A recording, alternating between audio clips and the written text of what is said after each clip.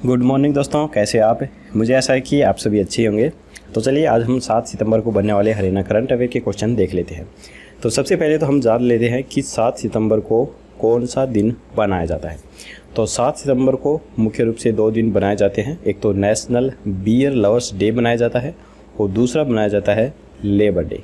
तो ये दोनों ही दिन 7 सितंबर को बनाए जाते हैं। तो चलिए फ़िलहाल चलते हैं हम अपनी वीडियो पर। लेकिन उससे पहले मैं आपको बता दूं कि अगर आपने हमारे पिछले महीने की कोई भी हरियाणा करंट अफेयर्स मिस की हैं तो आप उन्हें पीडीएफ के रूप में दोहरा सकते हैं। यहाँ पर आपको 1 महीने की पीडीएफ 12 रुपये में, 6 महीने की 35 में और 1 साल की 50 रुपये में मिल जाएगी। एक ही पीडीएफ में आप इन्हें दोहरा पाएंगे। लिंक डिस्क्रिप्शन में है, वहाँ पर जाकर आप इन्हें कर ही सकते हैं। तो चलिए, यहाँ पर पहला प्रश्न है, विभिन्न भर्तियों के लिए आवेदन करने वाले अभ्यर्थियों को राहत देते हुए अब किस आयोग द्वारा युवाओं के दस्तावेजों की जांच ऑफलाइन करने के बजाय ऑनलाइन करने का फैसला लिया गया है? तो ये लिया गया है HSSC के द्वारा। हरियाणा कर्मचारी चयन आयोग अब दस्तावेज ऑनलाइन ही सत्यापन करेगा। पहले सैकड़ों किलोमीटर दूर अभ्यर्थियों को आयोग कार्यालय तक पहुँचना पड़ता था, मगर अब इस झंझट से मुक्ति मिल जाएगी। हरियाणा के किस जिले में स्वदेशी कोवैक्सीन का पहला चरण सफल हुआ है? तो ये हुआ है रोहतक जिले में। WHO के नियमानुसार फेज़ 1 वैक्सीन के ह्यूमन ट्रायल में शामिल वॉलंटियरों में कोरोना की 4-फोल्ड एंटीबॉडी मिली है। इसी सफलता के आधार पर दूसरे फेज़ ह्यूमन ट्रायल्स को मंजूरी मिली है। अब देश भर के 12 संस्थानों में से 12 से 65 आयु के वॉलंटियरों को यह वैक्सीन दी जाएगी। प्रदेश सरकार 2015 से सितंबर 2020 तक कितनी सरकारी नौकरियां दे चुकी है? तो ये दे चुकी है 75,000 सरकारी नौकरियां। वर्ष 2015 से लेकर सितंबर 2020 तक हरियाणा सरकार सूबे में युवाओं को करीब 75,000 सरकारी नौकरियां दे चुकी है। कुछ दिन पहले ही हरियाणा क्लर्क का परिणाम घोषित किया गया है, जिनमें चयनित किए गए 4,798 पदों पर नए क्लर्कों को 73 सरकारी विभागों, निगमों व बोर्डों में उनकी वरीयता के अनुसार नियुक्तियां दी जाएगी। हरियाणा में ग्रुप डी के 18,218 पदों के बाद 4,798 पदों पर क्लर्कों की ये दूसरी बड़ी भर्ती है, जिसे लेकर हरियाणा सरकार भी खासी उत्साहित दिख रही है। सीएम मनोहर लाल ने चयनित युवाओं को ट्वीट कर न केवल उन्हें बधाई दी है, बल्कि उनका हौसला भी बढ़ाया है। छात्रों के लिए सोनीपत, पानीपत, कुरुक्षेत्र, अंबाला होते हुए चंडीगढ़ तक के लिए कितनी प्रतियोगी परीक्षा स्पेशल ट्रेनें चलाई गई? तो ये चलाई गई 6 प्रतियोगी परीक्षा स्पेशल ट्रेनें। यूपीएससी, राष्ट्रीय रक्षा अकादमी और नौसेना अकादमी प्रतियोगिता परीक्षाओं के आयोजित होने पर रेलवे ने परीक्षा स्पेशल ट्रेनें चलाई हैं। 5 सितंबर को पठानकोट चंडीगढ़, दिल्ली चंडीगढ़, गुरदासपुर चंडीगढ़, फरीदकोट चंडीगढ़, फजीलका चंडीगढ़, भिवानी चंडीगढ़, सिरसा चंडीगढ़ के बीच विशेष ट्रेनों का संचालन किया गया। इन ट्रेनों का संचालन 5 और 6 सितंबर को दोनों ओर से किया गया। हरियाणा में फरीदाबाद व गुरुग्राम मेट्रो सफ़र किस एरिया का दीदार कराएगा? तो ये कराएगा अरावली की हरियाली का दीदार। तो यहाँ पर आप फोटो में देख सकते हैं, ये जो स्टेशन है ये अरावली की पहाड़ियों के अंदर इस प्रकार से बनेगा और इनके बीचों बीच होता हुआ गुजरेगा। तो यहाँ पर आप अरावली की पहाड़ियों की हरियाली देख पाएंगे। अभी तक आपने अरावली की हरियाली या पहाड़ों के मनोहारी व रोमांचक नज़ारे का दीदार फरीदाबाद गुरुग्राम मार्ग पर आवागमन के दौरान ही किया होगा। तब आपके मन में भी यह जिज्ञासा जरूर आई होगी कि अरावली पर्वतमाला का आंतरिक स्वरूप कैसा होगा। इतना ही नहीं, आपके मन में ये सवाल भी आते होंगे कि अवैध खनन से अरावली की पहाड़ियों की उजड़ी हरियाली से वन्य प्राणी किस तरह प्रभावित हुए होंगे। अब फरीदाबाद गुरुग्राम मेट्रो ट्रेन सारी उत्सुकता को शांत करेगा। इस मेट्रो का सफ़र आपको अरावली के मनोरम दृश्यों का नज़ारा कराएगा।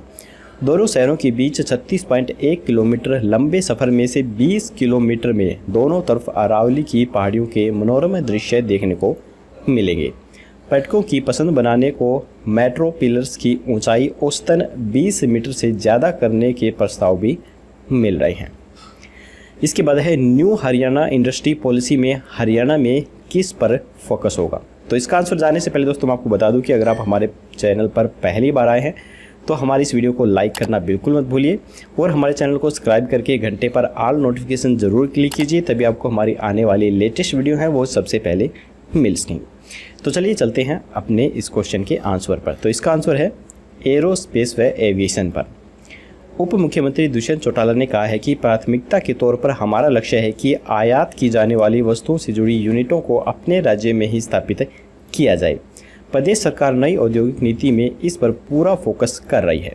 नई पॉलिसी में इसी तरह के उत्पाद को बढ़ावा दिया जाएगा ताकि आयात को कम कर निर्यात बढ़ाया जा सके। हरियाणा उन अग्रणी राज्यों में से है जो अपने सभी 22 जिलों को विभिन्न क्लस्टरों में बांटकर औद्योगिक इकाइयों को आगे लेकर आने का काम कर रहा है। इसके बाद है ईजी ऑफ डूइंग रैंकिंग में हरियाणा तीसरे से अब किस स्थान पर पहुंच चुका है। तो हरियाणा पहुंच चुका है 16वें स्थान पर। ईजी ऑफ डूइंग रैंकिंग में हरियाणा को भारी झटका लगा है। हरियाणा इसमें तीसरे से गिरकर 16वें स्थान पर आ गया है। दुष्यंत चौटाला ने कहा है कि राज्य में उद्योगों को और सुविधाएं देंगे। पंजाब को एक स्थान का उछाल मिला है और वह 20वें में से 19वें स्थान पर आया है। केंद्रीय वित्त मंत्री निर्मला सीतारमण और वाणिज्य मंत्री पीयूष गोयल ने शनिवार को राज्यों और केंद्र शासित प्रदेशों की ease of doing business ranking जारी की है। तो ये लिस्ट मैं आपको दिखा देता हूँ। तो यहाँ पर आप देख सकते हैं ये लिस्ट जारी की गई है। यहाँ पर पहले नंबर पर जो आया है वो आंध्र प्रदेश आया है और यहाँ पर जो आप हरियाणा देखेंगे वो यहाँ 16 नंबर पर चला गया है। ये देखिए हरियाणा यहाँ 16 नंबर पर चला गया है और पंजाब की बात करें तो ये 19वें नंबर पर आ गया है। तो चलिए इसके बाद देखते हैं। इसके बाद है CMIE डाटा अगस्त 2020 के आंकड़ों के अनुसार सबसे ज़्यादा बेरोजगारी हरियाणा में है और ये कितने प्रतिशत है। तो हरियाणा के अंदर ये 33.5% की बेरोजगारी दर्ज की गई है। तो यहाँ पर CMIE की फुल फॉर्म होती है centre of monitoring India economy, जिसका हेडक्वार्टर मुंबई में है और इसकी स्थापना सन 1976 में की गई थी।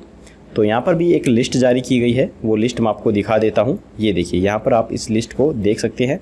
यहाँ पर जो हरियाणा है इसके अंदर जो ये बेरोजगारी दर है ये 33.5% दर्ज की गई है। और अगर हम यहाँ दिल्ली की बात करें तो यहाँ पर आप दिल्ली में देख सकते हैं यहाँ पर बेरोजगारी दर 13.8% है। और यहाँ पर अगर हम अपने नज़दीकी राज्य पंजाब की बात करें तो यहाँ पर बेरोजगारी दर 11% है। यानी कि सबसे अधिक बेरोजगारी जो है वो हरियाणा के अंदर है। वो बिल्कुल सही बात है। आजकल जो वीडियो ट्रेंड कर रही हैं कि युवा को रोज़गार नहीं दिया जा रहा है, तो सबसे ज़्यादा जो परेशानी हो रही है वो हरियाणा के युवाओं को ही हो रही है, क्योंकि सबसे ज़्यादा बेरोज़गार हरियाणा के युवा हैं। हालांकि यहाँ पर दिल्ली सबसे पास पड़ता है, लेकिन फिर भी यहाँ पर जो बेरोज़गारी है वो काफ़ी ज़्यादा है। तो चलिए इसके बाद आगे देखते हैं। आगे है हरियाणा में नए जिले, उपमंडल, तहसील, उप तहसील और ब्लॉकों के पुनर्गठन के लिए उप मुख्यमंत्री दुष्यंत चौटाला की अगुवाई में गठित मंत्रियों की कमेटी का कार्यकाल कितने महीने के लिए बढ़ाया गया है। तो ये बढ़ाया गया है 6 महीने के लिए। नए जिले, उपमंडल, तहसील, ब्लॉक और पंचायत समितियों के गठन के लिए विगत 10 अप्रैल को कमेटी गठित की गई थी, जिसमें शिक्षा मंत्री कंवरपाल और सहकारिता मंत्री डॉक्टर बनवारी लाल सदस्य रहे हैं। कमेटी को 3 महीने में अपनी सिफारिशें सरकार को देनी थी, लेकिन अब 9 जनवरी 2021 तक यह कमेटी प्रशासनिक इकाइयों के पुनर्गठन के संबंध में रिपोर्ट दे सकेगी। 31 मार्च 2021 तक सभी जिलों, तहसीलों और गांव की प्रशासकीय सीमाएं ज्यों की त्यों रहेंगी ताकि सही तरीके से जनगणना की जा सके। हालांकि केंद्र सरकार ने कोरोना के चलते जनगणना के पहले चरण का काम स्थगित किया हुआ है। मनोहर सरकार के पिछले कार्यकाल में तत्कालीन कृषि मंत्री ओम प्रकाश धनखड़ की अध्यक्षता में ऐसी ही कमेटी बनाई गई थी, जिसकी सिफारिश पर चरखी दादरी को 22वां जिला बनाया गया। धनखड़ कमेटी की सिफारिश पर अम्बाला कैंट, बाडडा, बड़खल, नारनौंद, बादली, उचाना, घरोंडा, पुन्हाना और रादौर को उपमंडल बनाया गया था। इसके अलावा 10 नई तहसीलें और 3 नई उप तहसीलें भी बनाई गई थी। इसी तरह वर्ष 2017 में ताउडू और 2018 में लाडवा को उपमंडल का दर्जा दिया गया। तो यहाँ पर हमारे आज के हरियाणा करंट अफेयर क्वेश्चन खत्म होते हैं। अब हम कल का क्वेश्चन देख लेते हैं। तो कल हमने आपसे पूछा था कि हरियाणा के जींद जिले के किस पूर्व सरपंच पर बनी डॉक्यूमेंट्री को न्यूयॉर्क फिल्म फेस्टिवल में बेस्ट फिल्म का अवार्ड मिला है? तो बहुत सारे स्टूडेंट ने बिल्कुल सही आंसर दिया था और काफ़ी इंपॉर्टेंट क्वेश्चन है, इसे आपको अच्छे से ध्यान भी रखना है। इसका राइट आंसर है Sunil Jaglan. Sunil Jaglan selfie with daughter foundation and campaign के संयोजक भी रहे हैं। न्यूयॉर्क फिल्म फेस्टिवल के लिए करीब 3000 फिल्मों ने आवेदन किया था, जिसमें से 7 फिल्म इस फेस्टिवल के लिए चयनित की गई थी। पूर्व राष्ट्रपति प्रणब मुखर्जी इस फाउंडेशन के सलाहकार के तौर पर कार्य कर रहे हैं। इसके बाद अब हम बात कर लेते हैं आज के क्वेश्चन की। आज का क्वेश्चन है, प्रदेश के किस स्वतंत्रता सेनानी को राष्ट्रपति रामनाथ कोविंद की ओर से सम्मान पत्र व शाल भेजकर सम्मानित किया गया? तो यहाँ पर 4 ऑप्शन है, ओपी सिंह, उमराव सिंह, महिपाल शर्मा और अशोक कुमार। आपको राइट ऑप्शन है वो हमें कमेंट बॉक्स में बताना है, आपको कल की वीडियो में इसका जवाब मिल जाएगा। तो दोस्तों, अगर आपको वीडियो पसंद आई तो लाइक जरूर कीजिएगा और अपने दोस्तों के साथ शेयर करना बिल्कुल मत भूलिए। तो कल मिलेंगे ऐसी ही एक और नई वीडियो के साथ, तब तक के लिए जय हिंद, जय भारत।